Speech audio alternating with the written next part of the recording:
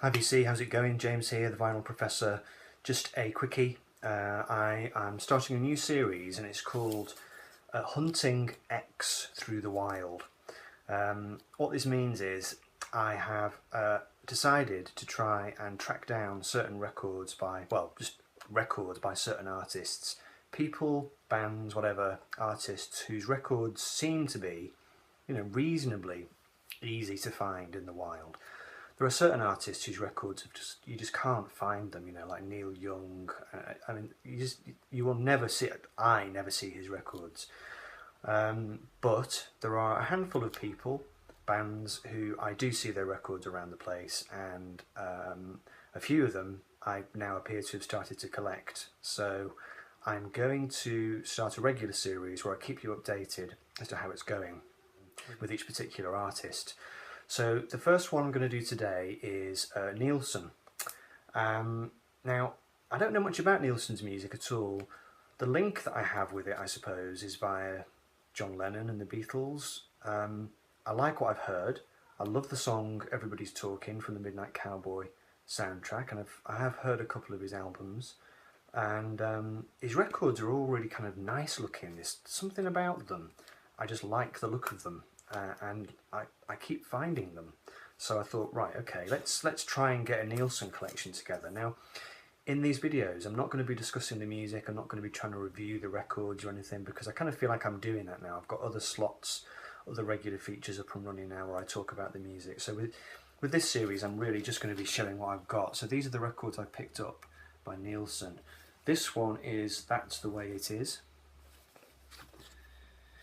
And this is from, let's have a look and see if I can find a date.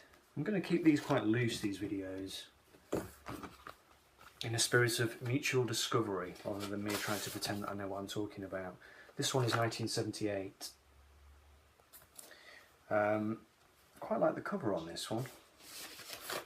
He's kind of sat there with his feet up, reading a book. He's got a cigarette in his hand and he appears to be eating something, and there's a kind of old-fashioned TV screen there. Nilsson, That's the Way It Is. I like it. I was quite pleased to pick this one up recently. I heard Dr. Robert talking about this one. I'm a big fan of Randy Newman, so it was good fun to pick up Nilsson Sings Newman. And that is a great cover too, isn't it? Now this one, again, I don't have the date to hand. So let's have a look and see if we can find it. Again, this one's on RCA, and this one's earlier. This one's 1970. On the Victor label, RCA Victor. So that's that one. Nilsson Sings Newman. Now the next couple I picked up together. This one, Son of Schmielson, kind of horror movie. It's got the kind of horror writing there, and it's him looking a bit like some kind of vampire. Let's have a look. That's a nice gatefold on this one.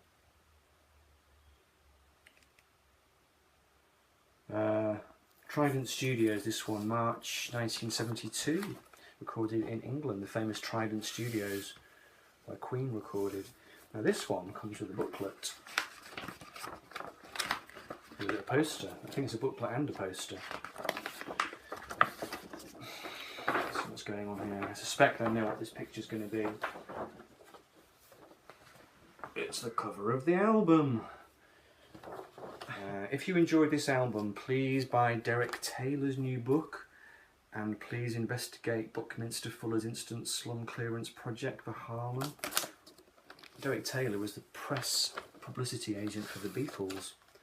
Nilsson's career and John Lennon's were kind of linked really in the 70s. Nilsson was involved in Lennon's famous Lost Weekend in the mid-70s, where he just kind of took off and just spent a year or whatever it is just drinking and partying in the company of Nilsson. And Nilsson damaged his throat famously while having a party with Lennon by screaming repeatedly, after which he was, I think his voice was never quite the same again.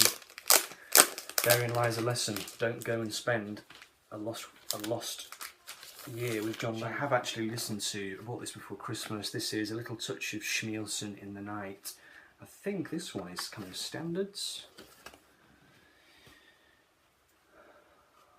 The presentation of this one is possibly my favourite. This is lovely. It's really, really beautiful. And again, RCA appears to have been his label. Oh, again we have this please investigate. This one was 1973. So, there you go. I don't even know when he stopped recording or how many more albums I have to get, but these are what I've got so far, and hopefully I can continue the collection and make some more videos. But I do have a few other artists that I've decided to hunt through the wild, so watch this space and I'll be back very soon for more vinyl adventures.